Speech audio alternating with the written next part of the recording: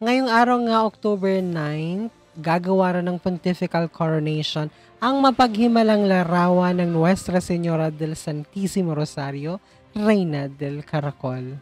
Pero ang katanungan, saan nga ba galing ang mapaghimalang larawang ito ng mahal na Birhen?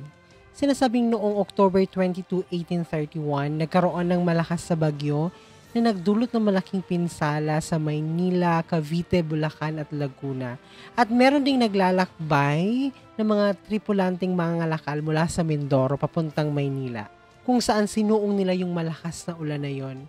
At dahil para bang papalubog na yung kanilang batel na sinasakyan, itinapon nila yung kanilang mga dalang kalakal para hindi lumubog yung kanilang sinasakyan. At kanilang itinali yung kanilang mga sarili para nang sa ganun safe sila at hindi sila maitapon ng alon. Habang yung pinuno ng batel, pumunta siya doon sa ilalim ng batel at doon nakita niya yung imahe ng mahal na Birhen umiindayog, sumasabay sa indayog ng alon. Kanya itong kinuha, hinakap at nagdasal kung saan hiniling niya sa mahal na Birhen na sila ay iligtas. At nangako siya na kapag sila ay makakaligtas, nangako siya na ipagagawa ng kubol ang mahal na Birhen kung saan man sila dadaong. At kinalaunan, humupa na din yung malakas na hangin at tumigil na rin yung malakas na ulan. At kinabukasan nga, sumadsad na sila sa dalampasigan ng Mohon sa Salinas, Marcela.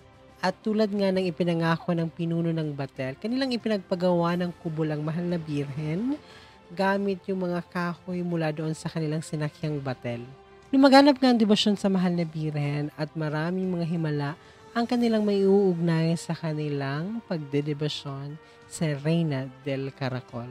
Pagbati para sa lahat ng mga deboto ng mahal na Birhen Reina del Caracol para sa gaganaping pontifical coronation ngayong araw.